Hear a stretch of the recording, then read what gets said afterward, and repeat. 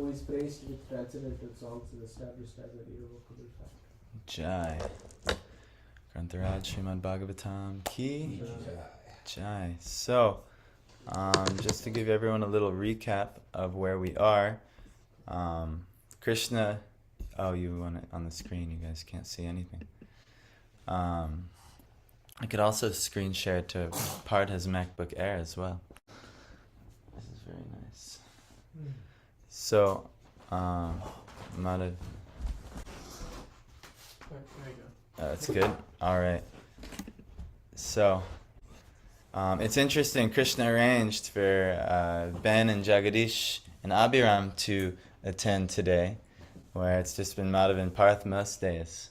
We talked about certain subject matters, but today's subject matter is Kali Yuga. So for whatever reason, Krishna wants everyone to see Kali Yuga today. Every day Krishna wants you two to, currently see what's going on in the Bhagavatam. But special event for Ben and Jagadish, now Krishna wants Kali Yuga to come to the sphere of awareness. So Kali Yuga is the dark age is going to be, or Kali is like black, the dark age. This is what we're going to be dealing with, what we have been dealing with our whole lives, and what we'll continue to deal with as long as we're in this material world. Like yesterday, we were talking about how when Krishna left this planet, the Kali Yuga actually already started, but by Krishna's appearance in the world, Kali Yuga really couldn't take effect. But as soon as Krishna left, then it was free reign for Kali to really run loose and start. And that's the natural cycle of the ages. There has to be a Kali Yuga. Just like the natural cycle of the seasons, there has to be winter. Like no one wants winter, but there has to be winter for the renewal, for the death of all that be, so that there could be renewal and regrowth. That's the nature of this material world. Ups and downs, birth, maintenance, and destruction, and so on. We're looking for something eternal, but in order to get there, we have to overcome the many lessons that are in this world. So, yesterday, maybe I'll just read the last two verses. We talked about the mysterious nature of the Lord, how he relinquishes his body to diminish the burden of the earth. Just like a magician, he relinquishes one body to accept different ones, like the fish incarnation and others. So the Lord doesn't die. We die beyond our control. Like, at the last second, you can say, no, I don't want to die, but it doesn't matter. You're forced into death. Nobody is controlling the situation. Some expert people, actually yogis, can assist and control the situation, but very rarely such a person has any control. But Krishna is not like that. He comes and just like a magician chooses and when he's going to appear or disappear on the stage, so the Lord will also choose when he appears and disappears. Very nice. But then, after he left, from that very day, Kali, who had already partially appeared, he became fully manifest to create inauspicious conditions for those who are endowed with a poor fund of knowledge. So we talked about this yesterday. What are the situations that cause inauspiciousness? What are the conditions that Kali is running rampant in? And what we as devotees should check ourselves, make sure we're not in this type of environment. You guys know? Remember? Madhav and Parth. Maybe Ben and Jagadish, you have any idea what are some environments that'll create inauspiciousness? Non-devotional environments. Yes, and what type of activities do they do in non-devotional environments? Everything but devotion. Yes. There's very the four regulative principles. Let's go crazy. Yes. So let's freak out. The main pillars of auspiciousness or dharma are mercy, austerity, discipline, truthfulness, and cleanliness. But there are four activities that go against these. So wherever there's meat eating, there's a lack of mercy. The people in that area, they have no idea how to be merciful. So this is what's called esat sangha, not going to be good environment for you. But not just meat eating. Any violence towards any lack of mercy, anywhere, this is a bad place to be. Where people harm anyone, anything. But meat eating is a prime symptom of ones who have no mercy, because they don't understand that they're harming. They have no consideration in harming other living entities. I know in our society it's packaged and hidden, and they just throw it in the store, and it's culturally conditioned into you. But as of yet, those eating meat, they haven't learned mercy. So when you see places like restaurants and things like that where the association is eating meat, you're just gonna have to be careful. Inauspiciousness is coming. So in those environments. Now, what is the other one? Austerity, discipline. People where they're getting intoxicated, they actually have no discipline. This is like against the principles of being disciplined. When discipline, one should control one's senses. One shouldn't try to indulge in anything in life. One should only strictly use one's body in service, actually. This is the Vedic way. But the other tendency is to try to indulge, eat, drink, be merry, like this. This is actually enjoy. This is the disease of this world. So anywhere there's intoxication, that is exacerbated. So intoxication here, there, watch out. Kali is present. Inauspiciousness, guarantee. In that environment, you're going to have inauspiciousness. So then, dishonesty is the next one. And Prabhupada said, do not gamble. Gamble, cheating, all kinds of illicit means of, like a casino is very good. But anywhere where dishonesty and cheating is the prevalence, like say, it could happen in the business world. It can happen anywhere where dishonesty is prevalent. Watch out, gambling websites and this, that, and the other thing. You got to even watch out. I mean, the stock market, crypto exchange, so many things. There's so many things that could happen where dishonesty is prevalent and levels of gambling are there. So be very careful where you tread. Inauspiciousness will follow these places. And then finally, the final one is illicit sex. Anywhere there's illicit sex, there's a lack of cleanliness, actually. Cleanliness, externally cleanliness, from, anyone who's, partook in those activities, there's a certain level of fluids exchanged, which odors and this, that, and the other thing that is, it's not so much an externally clean activity. I mean, there could be good things come, like a baby can come. This is the proper, illicit sex means, what is licit sex? You should know what licit sex is. Licit sex is under marriage and with the intention to raise a child, not just any child, a child who can ultimately improve the society. That's at the basic varnashram level, but at the devotional level, to be somebody who can contribute devotionally to this world. So that's the purpose of sex life.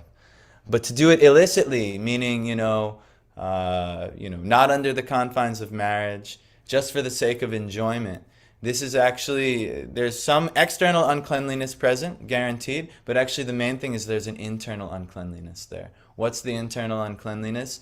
Is not understanding who you are, who they are, and trying to enjoy through the via media of the senses, due to just basically ignorance. Because one doesn't understand who one really is at the spiritual nature, so they seek pleasure through the bodily or fleshly nature.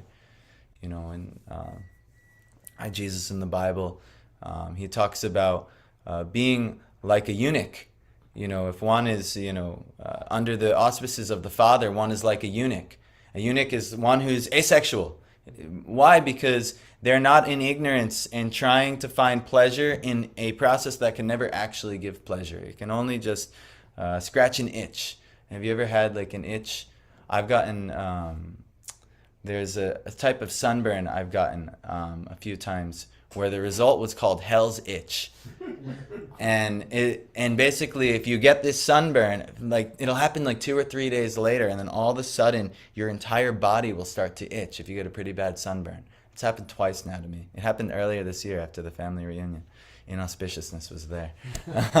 Everything was there. Meat eating, intoxication, all the things.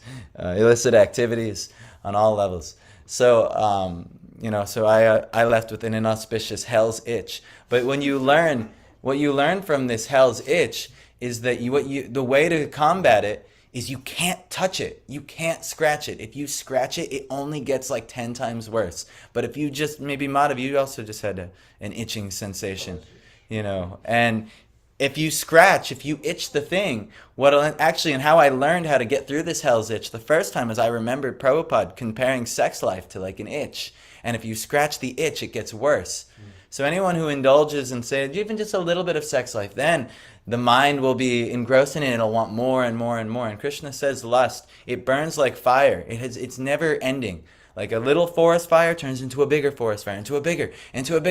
And we were talking about this on Wednesday, the lust for anything in this world. There's now billionaires who are ready to be trillionaires. When is enough? It's never enough. Once you get a little bit, Gandhi famously said, there's enough in this world for every man's need, but there's not enough for one man's greed. Because that's the nature of lust. It is infinitely burning like fire. So these things, sex life is the chief itch that most people routinely scratch. But the wise, they don't scratch this. They don't scratch the itch. Why? Because they know that this will only further implicate them in inauspiciousness. So this is the nature of Kali Yuga. These things are prevalent everywhere. Everyone you talk to, the main purpose of life, I don't know if you've ever get in a group of ordinary people, especially young men, the whole main purpose of life is how elaborately they can scratch these itches in their life. Do they have nice facility for sex life? That's chief. Do they have nice facility for different types of food? I was just on vacation, and it's just amazing, not that long ago, the family reunion, and it was just amazing to me. They're just dumping thousands upon thousands of dollars into just elaborately eating all these things that are abominable and, putting nice resort, into this so that they can enjoy the things that they want to enjoy. And I'm just sitting there, I'm like, oh my God, you had to literally buy me my room for me to be here. But like, it's crazy, I couldn't imagine actually spending and doing like this because, it's just for sense gratification. It's just Kali Yuga. So anyway, this is my experience, but this is everywhere. Anywhere outside of a temple or outside of a group of devotees, this is the prevailing ethos. So you have to be careful because it is inauspicious. It will make your life inauspicious. If you're in it, you're not so transcendental where you can, I can just go anywhere and the whole environment will become auspicious because I'm a devotee. This is sheer arrogance, actually. Really, everywhere Kali is prevailing, and anywhere you go that is not under the auspicious blessings of Krishna, you will fall right into these energies. We are completely overwhelmed by the energies. That's the nature of a jiva. A jiva is not more powerful than any energy. The jiva, us, are infinitesimal. Infinitesimal means we are completely subject to whatever energies we are associating with. If by good fortune the Lord's merciful Chit Shakti energy is upon us and we get under it via the grace of Guru, via the grace of Vaishnavas, via the grace of even anything related to the Lord, the holy names, Kirtan, Bhagavatam, that's it, then we're blessed. Otherwise, we're going to get overwhelmed by the material energy and just get, it's as our acharyas say, a relentless onslaught. And we will get thrown and tossed. We say this, Mahaprasade Govinde Namam Brahmani Vaishnavi Svalpa Punya Vatarmajan Vishvasanai Vajayate. Anyone who hasn't developed faith in Mahaprasad, Govinda, the Supreme Lord, Mahaprasade Govinde, Nama, the name of the Lord, Brahmani, the Brahmins, and Vaishnave and the Vaishnavas, they haven't developed sufficient piety in their life. They're very unfortunate that they haven't recognized how blessed these items are because they actually extricate us from the material world. And then we pray. This is the prayer Bhaktivinoda Thakur gives before eating prasad. Every day one should chant. Sharira Vidyajal. This body is actually a network for ignorance. This is what this body is, a network of ignorance. Jadendriya Tahekal, which is filled with mundane inert senses which are destroyed by time. So anything you enjoy through the senses, say through the tongue, say through the genitals, say through the belly, this, that, and the other thing, it'll be destroyed by time. Just wait 30 minutes and you'll be sick. I can't believe I ate that much. And then if you get engaged in sex life, you'll find yourself in all kinds of problems with the entanglements that come therein and all the implications that will be cast upon you. Especially children, if you don't have an intentional purpose. I'm going to raise a devotee child right now. These things are very burdensome. Actually, they're very, very burdensome unless they're going to, somehow become great devotees and you're doing it as a service. So like this, we have to be very careful. But then it says, Jive feli vishaya shagare. These senses actually throw the jiva into an ocean of gratification, an ocean of trying to gratify them. That's what happens actually. Just a little taste of the senses, a little scratching of the itch throws one into an ocean of itchiness. Oh, I got to do this now, and I got to do this. And I'm being tossed and turned, thrown away, thrown all over the place here. Even for a man, we're almost certainly controlled by a woman.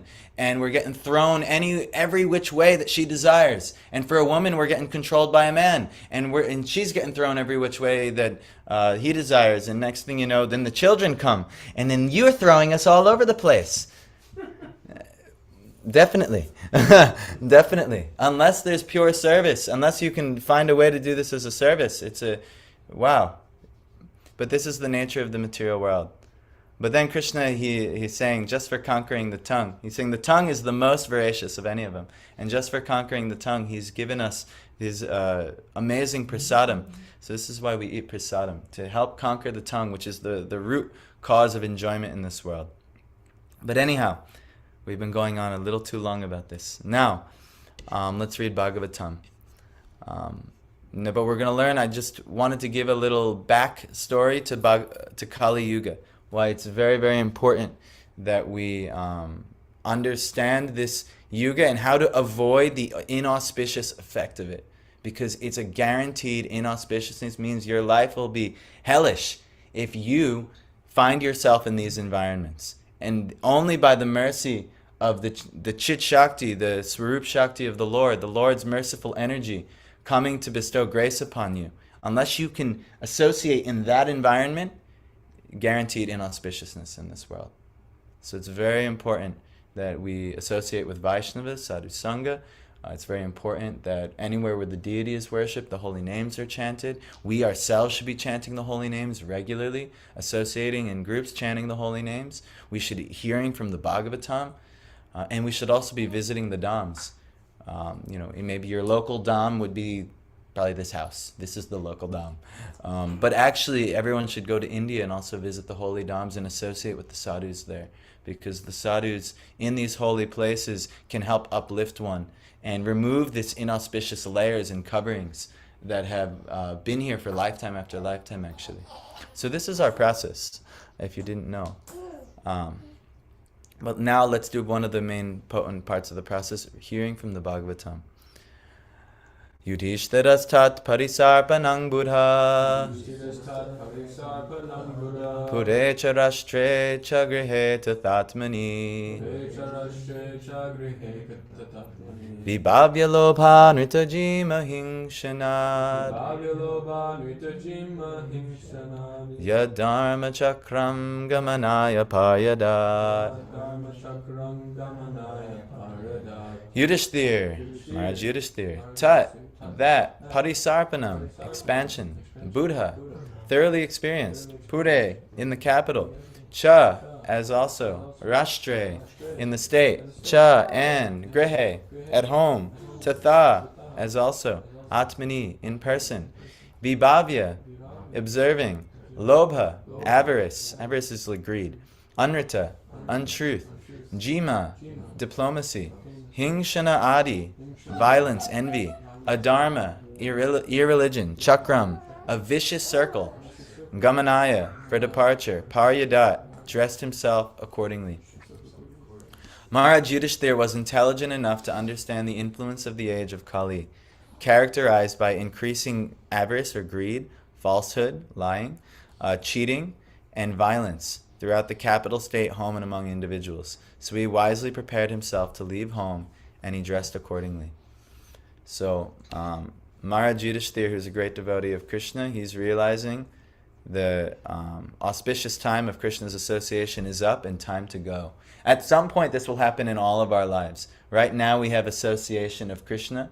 Right now, we might have association of Guru. Right now, we might have association of devotees. But at some point in our life, Guru will leave. And next thing you know, you'll try to do some service. And then at some point, you'll realize, okay, my scope for doing service is over in this world. For serving Gurudev is here. Time to go. And then that devotee, he will drop everything and just purely do bhajan, probably in the holy dham, and prepare to actually leave his body. So Yudhishthira has reached that point now. Arjuna has reached that point. Kunti has reached that point. They all reached this point with Krishna leaving. So right now there's some service. Guru is still here. We have service to Guru. We have scope for service. But at some point, that we'll leave and we have to do what Yudhishthira is going to do. So Prabhupada says, the present age is influenced by the specific qualities of Kali. Since the days of the Battle of Kurukshetra about 5,000 years ago, the influence of the age of Kali began manifesting. And from authentic scriptures, it is learned that the age of Kali is still to run on for 427,000 more years. It's just the beginning of Kali. It actually gets so much worse than it already is. The symptoms of the Kali Yuga, as mentioned above, namely avarice, falsehood, diplomacy, cheating, nepotism. That one I don't know what it means. That's like familial favoritism in like the context of business, like keeping things in the family and in the bloodline. So the practice among those with power influence of favoring, yes, relatives, friends, or associates. So favoring blood or relatives over qualities, you know. It's who you know. Yes.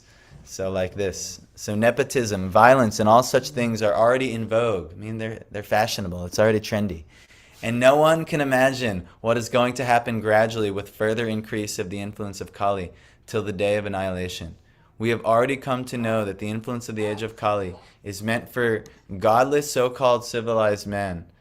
Those who are under the protection of the Lord have nothing to fear from this horrible age. That's good news. Maharaj Yudhishthira was a great devotee of the Lord, and there was no necessity of his being afraid of the age of Kali, but he preferred to retire from active household life and prepare himself to go back home, back to Godhead. The Pandavas are eternal companions of the Lord, and therefore they are more interested in the company of the Lord than anything else. Besides that, being an ideal king, Maharaj Yudhishthira wanted to retire just to set an example for others. As soon as there is some young fellow to look after the household affairs, one should at once retire from family life to uplift oneself to spiritual realization. One should not rot in the dark well of household life. This is a heavy thing. One should not rot in the dark well of household life. And actually, this isn't just Prabhupada's words. This is Prahlad Maharaj's words to Hiranyakashipu. One should not rot in the dark well of household life till one is dragged out by the will of Yamaraj. You know, so staying in one's home. I'm seeing this actually. I really hope he's not watching. But I'm seeing this with my wife's grandfather. He is just staying in the household, you know, continuously. And now everybody is turning against him because he's living in a way that's, you know, now he's getting dementia and everything. But he's, it's kind of like, for years he's been doing, but it's kind of like a pathetic type of life. Just sitting, watching TV all day. He's slowly degrading. The body's not functioning. Now he's dependent on everyone else. I need this, honey, I need this. His wife is getting flustered with him. His daughters are getting flustered with him. Everyone's now beginning to like disrespect him. This is actually the nature of household life. If you stay in, it's like a dark well, and it'll degrade more and more and more and more. Because if you stay in it, your body's going to degrade and you can't maintain it anymore. At some point, you're not capable of maintaining it. So it's honorable to, when somebody's ready, you give it to the person who can handle it, and then you slowly focus on your spiritual life. And if you raised a good child, maybe they'll care for you and things like that, or assist you in that. But Abhiram, come on, buddy. We can make it through. Mom just needs a little bit more time for showering. So maybe I'll try to... Is he getting hungry? Yeah, he just wants something. I don't know what that one thing is. But anyway. Oh, Mother is coming. Good. By good fortune, she's Mother here. can feel his calls. Yes. She actually is listening on the Bhagavatam class, so she probably started rushing. My mom also on. That's why I was showing Abby. Okay. I really hope my mom also Anyway, so but it's just a pathetic type of existence if we rot in the dark well of household life past the right time. Once you're not fun, nobody really wants to. Yeah. They'll smile at you and you go, what the hell, when's he going to die? Yeah, and actually that's another thing too. The kids will eventually develop such a resentment that they hope you die so they could take your stuff. No, really, it's serious. It's a relief. Yeah. And it really is a relief. Yeah. When you watch somebody deteriorate. Yeah. It's a relief for them and it's a relief for everybody around them. Yeah, it's just natural. So don't just sit there and rot in the well of household life. At some point, we have to leave, like Yudhishthira is for bhajan. So this is actually the process. So How about the people who cling to life through all kinds of medical treatments? Oh yeah. And they're afraid to die, and that's most people. That's really suffering. Yeah, and then it just gets worse and worse and worse, and then they're taking like 50 pills a day, and yeah, it's horrible. But this is what it's warning about. So anyway, this is what being dragged out by the will of Yamaraj, or the god of death, is. So we should learn from Yudhishthira. Modern politicians should take lessons from Maharaj Yudhishthira. Look at the politicians. All of Congress, they're like 80 plus years old, and they're clinging on to their positions, and then the Lord, Yamaraj has to drag each one out just when they die. They never leave their positions. No way, I'm going to make it. It's crazy. It's pathetic, actually. Speak of Congress, GBC is like this. Yeah, even in ISKCON, the GBC is, Really? yeah. It's just Kali Yuga is everywhere, and unless one is somehow or other gets the auspices of complete enlightenment, anywhere, this will happen. So modern politicians, and also maybe ISKCON politicians, or ISKCON governing body of commissions, should take lessons from Maharaj Yudhishthira about voluntary retirement from active life, and should make room for the younger generation. Also, retired old gentlemen should take lessons from him and leave home for spiritual realization before forcefully dragged away to meet death. This is very nice. Let's do at least one more. Before I do, though, we should offer our obeisances to the gurus. I got kind of a tandem giving the recap because we have a special guest today.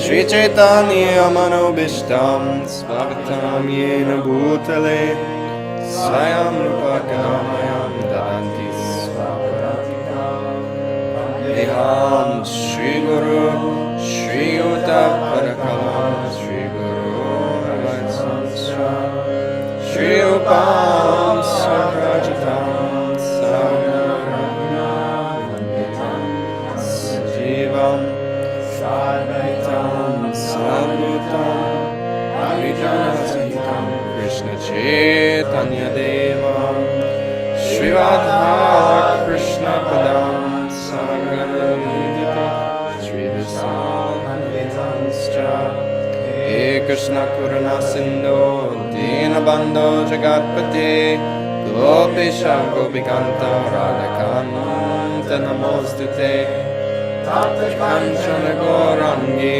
Radhe Vrindavaneshwari Vishwanusi Devi Pranami Haripriye Panchakalpa Dhrubhyascha Sindhaveva Cha Bhaktitanam Jai Shri Chaitanya Prabhu Nityananda Shri Advaita Hare Krishna, Krishna Krishna, Hare Hare, Hare Rama, Rama Hare. Namo Vishnu Padaya Krishna Prishthaya Bhutale Srimati Bhaktivedanta Swami Niti Namine Namaste Saraswati Deve Gauravani Pracharine Nirvishesha Shunyavadi Pashtatya Deshatadine. I first offer my obeisances unto my Diksha Guru, His Grace Swami Krishi Maharaj, who quite literally picked me up from a life of debauchery and helped properly situate me. Without his mercy and blessings, I would have not made any spiritual advancement in this life. I want to offer my obeisances unto the wonderful Shiksha Gurus who have been helping me immensely, especially these past few years in my life. And I want to offer my obeisances to the total Guru Varga, from which all this knowledge is coming down from Krishna himself, and all Vaishnavas here. And all Vaishnavas past, present, and future as well. It's only by their mercy can we be relieved of this horrible material existence. That is, we chant Ainanda Tanuja Kin Kadam Patitam Mam Vishame Bhavam Buddho. I've been thrown in this horrible ocean of material existence. But I'm begging you, Lord, please just pick me up and place me as a particle at your lotus feet. This is what we pray every morning through the Shikshastakam. So, like this. But Bhagavatam is one of the ways we can be properly situated. So let's continue on. Svarat potrang vinayinam Atmanasu samangunai Toya nivyapating bhume Abhyasinchad gajavaye. Swarat, the emperor, potram, unto the grandson, vinayinam, properly trained, atmana, his own self, susamam, equal in all respects, gunai, by the qualities, toya nivyaha, bordered by the seas, patim, master, bhume, of the land, abhyashinchat, enthroned, gajavaye, in the capital of Hastinapur. Thereafter, in the capital of Hastinapur, which is now modern-day Delhi, he enthroned his grandson, who was trained and equally qualified as the emperor and master of all land bordered by the seas. Purport. The total land on the earth bordered by the seas was under the subjugation of the king of Hastinapur. Maharaj Yudhishthira trained his grandson, Maharaj Parikshit, who is equally qualified in state administration in terms of the king's obligation to the citizens. Did you guys know that the rulership of the world, and you can actually see this, the most advanced civilization was the Indian civilization in history, from our modern historians. They all agree on this. So actually at that time, the modern historians don't agree necessarily with this, but at that time that it's said that they actually ruled over the entire earth. Actually interesting, the place Russia. Russia is very close to the Rishi. Actually, this is where the place to the north that a lot of the rishis settled. Like many places are like this. And then also it said that the Mlechas, there was a time where some of the Kshatriyas were banned from society, and they were kicked out and from prime society, and they were sent to Europe. And this is and they were actually said to be light-skinned. And that's our relatives. Things like that, they were banned from because they weren't so proper. So anyway, these things are yes, that's our genetics, not proper. But anyhow, this is giving some history here. Thus Parikshit was enthroned on the seat of Maharaj Yudhishthira prior to his departure back to Godhead. Concerning Maharaj Parikshit, the specific word used, vinayinam, is significant. Why was the king of Hastinapur, at least till the time of Maharaj Parikshit, accepted as the emperor of the world? The only reason is that the people of the world were happy because of the good administration of the emperor. So this is also, natural, that respect is commanded, not demanded. Today there might be some dictator who says, yes, everyone, I should be the ruler. But if the respect is not mutually commanded, they cannot rule. And then they'll get ousted by a group that will not respect them. Come on down, no problem. Do your thing. So things like this. No problem. Good morning. Pretty good. So the only reason is that the people of the world were happy because of the good administration of the emperor. The happiness of the citizens was due to the ample production of natural produce such as grains, fruits, milk, herbs, valuable stones, minerals, and everything that the people needed. They were even free from all bodily miseries, anxieties of mind, and disturbances caused by natural phenomena and other living beings. Can you imagine such a world where there's an abundance of all resources? Can you imagine just the relief? We are like scrapping day and night trying to work just for an abundance of all resources. yeah. Just how The they same do world. It's just all the resources are being collected by only a few people, and then they leave the rest of us to fight amongst each other. And For they use all of them for like making processed food and all this. yeah, and just poisoning us, and it's horrible actually. But actually, this is due to Kali Yuga actually. But back then, this was not everything, and the citizens, if they were happy, then they would happily give 25% of all of their earnings to the king to help maintain everything. That was the Vedic culture. And they would willingly go. No one would even have to. There was no IRS to enforce it. They would willingly go, like it's mentioned in Bhagavatam. Nanda Maharaj willingly went to Kamsa and gave him the taxes. That's what they did, because they were happy under the proper rulership. Now, it wasn't always proper rulership. Kamsa wasn't ruling properly, which is why Krishna had to come and cut the cord. This is, can you even imagine? This is what life could and should be like. But because we're in Kali Yuga, we have no such things. Inauspicious arrangement instead. They were even free from all bodily miseries, anxieties of mind, and disturbances caused by natural phenomena and other living beings. Not a lot of people realize this, but when tidal waves and earthquakes or how'd this natural disaster come, it's actually only due to the inauspiciousness of those implicated in the natural disasters. It's not just some random, oh my God, how did that happen? Even if it's man-made, because they can make earthquakes, they blow up bombs under the sea, even if it's man-made, it doesn't matter. This is how it works.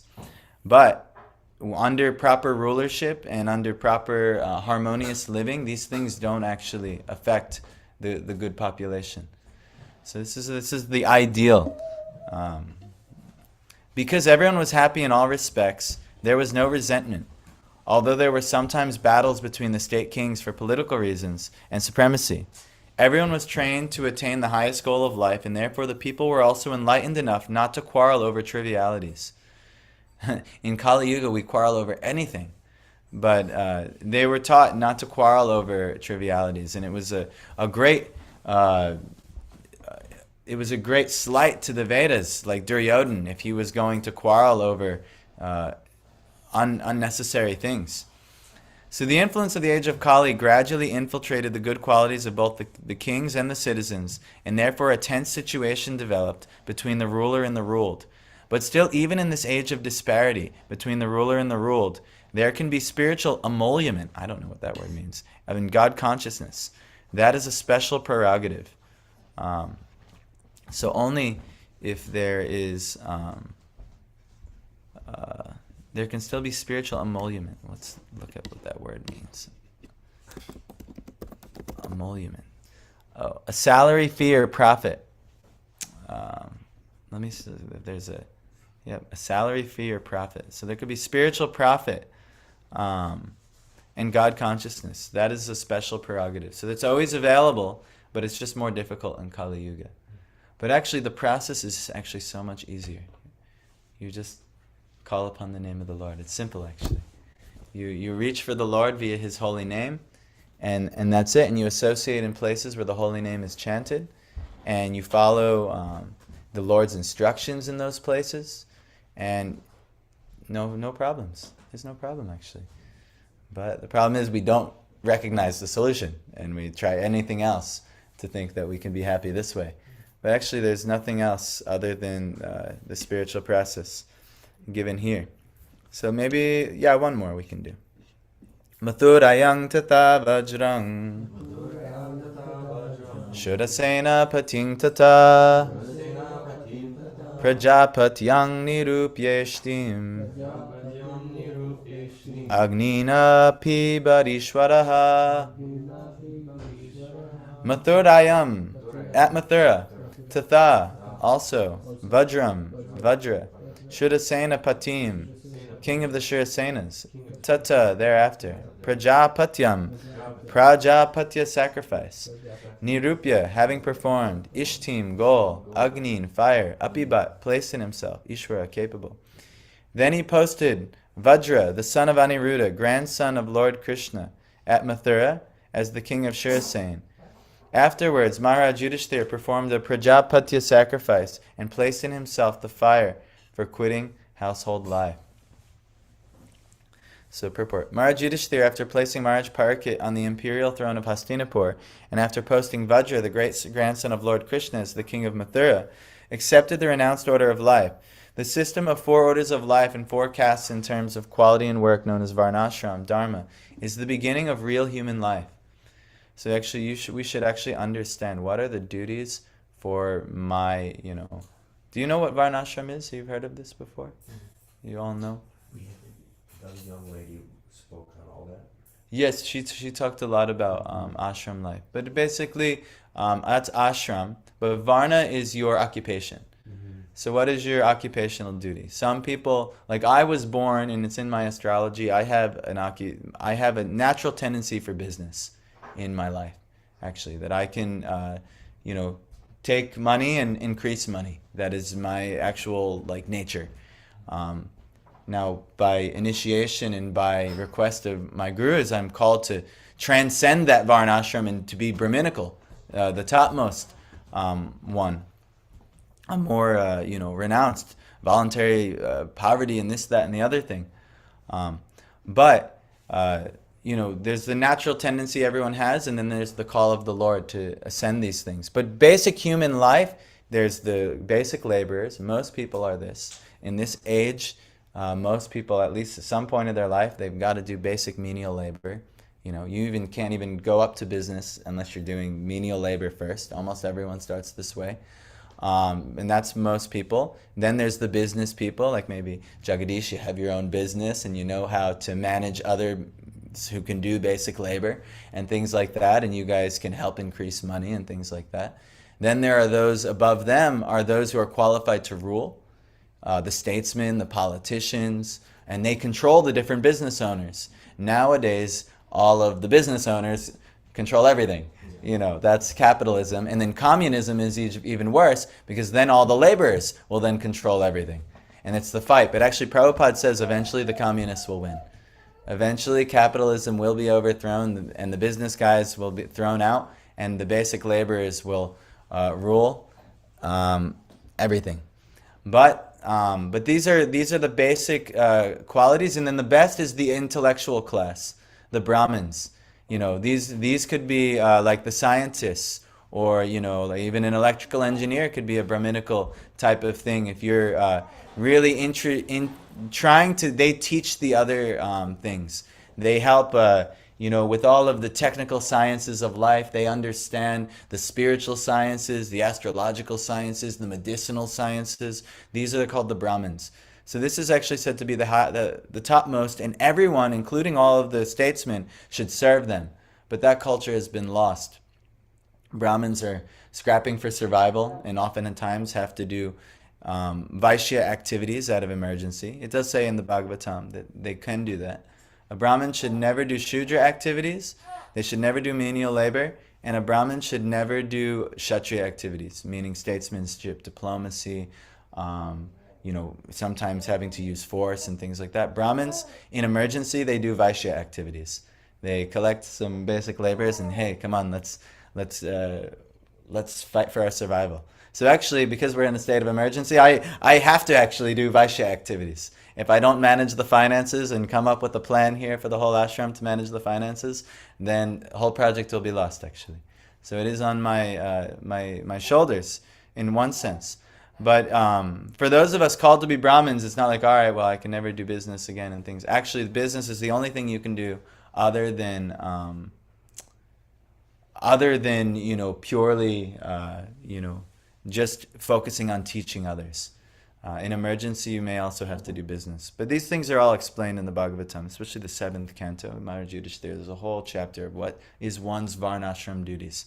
A discussion between Narada and Maharaj Yudhishthira. Definitely recommend. Reading the Bhagavatam is like opening up Pandora's box for all kinds of amazing knowledge. You just can't even fathom. But anyway, this is basic human life. If one is not following Varnashram, we can't even come to the platform of being considered on the human platform. Really, what are we? We call considered Dvipadupashu, and actually most people are operating on the Dvipadupashu, and that means two-legged animal life. Animals are just instinctual. Whatever is attractive to the senses, like you imagine you throw some food on the floor in front of a dog and expect him to control himself. No, immediately. So, you throw some little bit of food before most people. Ooh, they run to it. Ooh, McDonald's. They don't consider what is higher. A little bit of sex life is available to a dog. He immediately, doesn't matter, no discrimination. Right in the street, he'll do it right there. A little bit of sex life might open up for an animalistic human, and then they jump immediately. So like this. This is actually, because we're really practically Dvipadupashu. We're two-legged animals. But basically, when one understands the proper duties for one's varna, your occupation, and ashram, the phase of life that you're in, we didn't get into the ashrams. The ashrams are student life in the beginning. Everyone should be a student. You should learn from teachers. And then at some point, you'll enter family life. And your job is to maintain families. And you maintain everyone else around you. You become like a maintainer. So that's part of family life. And then at some point, maybe varnashram, taking a step back from all the family duties and cultivating more renunciation and cultivating more spiritual inclinations. And then it might just come to the point where one, did I say vanaprastha, not varnashram? Yeah. So I saw your hand. I was like, wait, did I not say something right? Yes, vanaprastha. Vanaprastha means entering the forest, because that's traditionally what you would do. Like Yudhishthira is doing that. He's entering the forest, vanaprastha. You would enter the forest and detach from all of the family affairs. Now, the way that's properly practiced is going to a spiritual place. You might go to a temple and live at a temple. You might go to a holy city and live there and hear from the sadhus in the city. So this is how to practice in the modern age. And then the last would be sannyas. Sannyas is the formal renunciation of all material things, including any relationship with the opposite sex, including any relationship with money and bank balance and all these things, and living purely on the Lord's mercy and focusing only on preaching the glories of the Lord. So every stage of life is there. And everyone can go through all 8, or everyone could go through at least one varna, and everyone should go through as at least 3 ashrams, brahmachari, grahastha, or at least 2 ashrams, brahmachari and vanaprastha. Everyone should at least do those 2. And or you could either do brahmachari and sannyas, or you can do brahmachari, grahastha, and vanaprastha. That's probably what I'll do. And then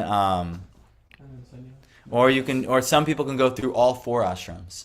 It depends on the personality. But anyway, this is basic human life, actually. If we don't understand these things, we actually haven't fully understood what it is to actually live as a civilized human being yet. So it's very important, actually, that we learn these things so that we can actually align our life. Like, all right, I've just learned that I've been practically an animal my whole life. So how do I actually, at least become a human, And so this is varnashram.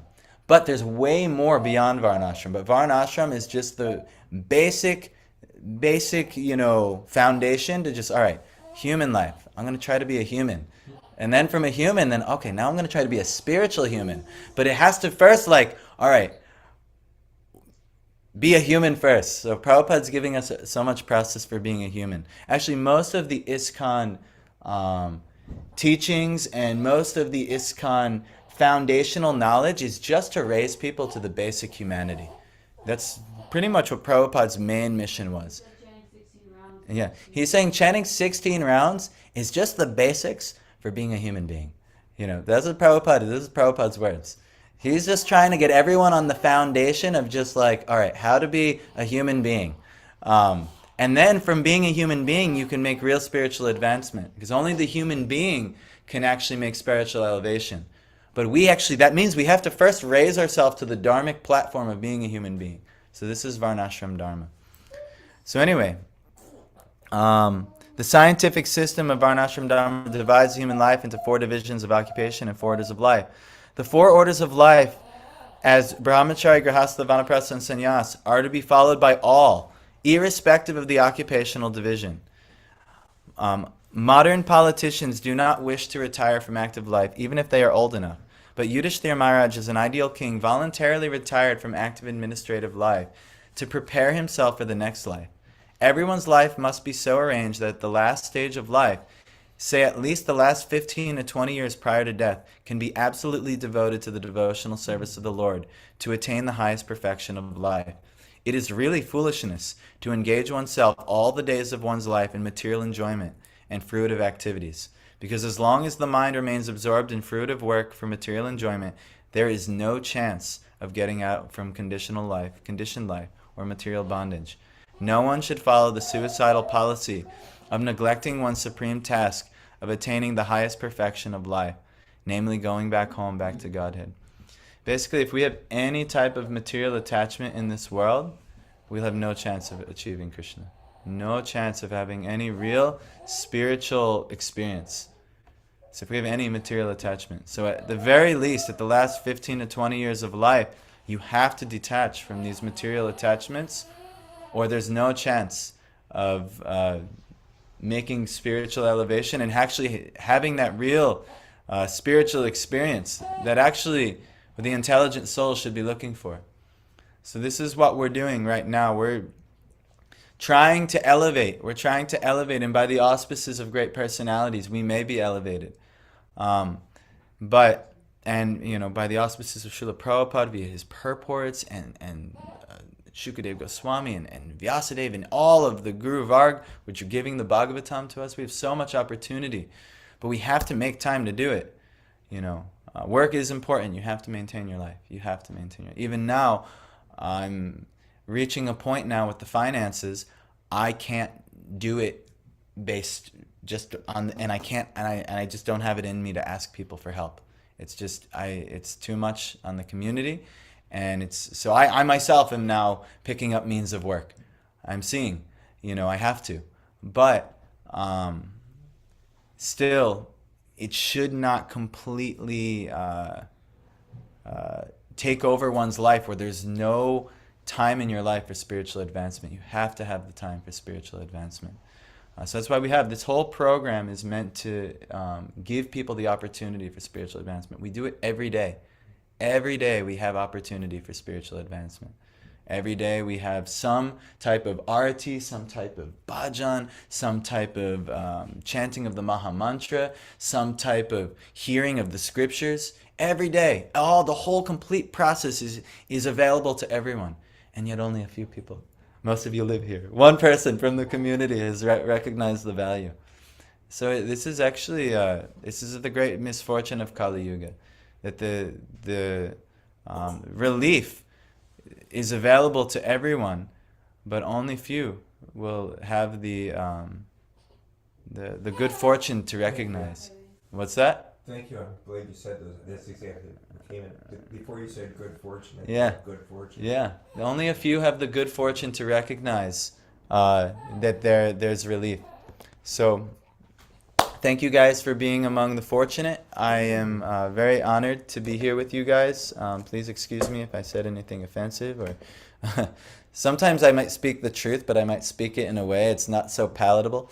So I apologize if anything I said was unpalatable. So this is my animalistic nature. I'm a little bit brutish, but what could be done? I'm trying to work through these things. So Granth Raj Srimad Bhagavatam ki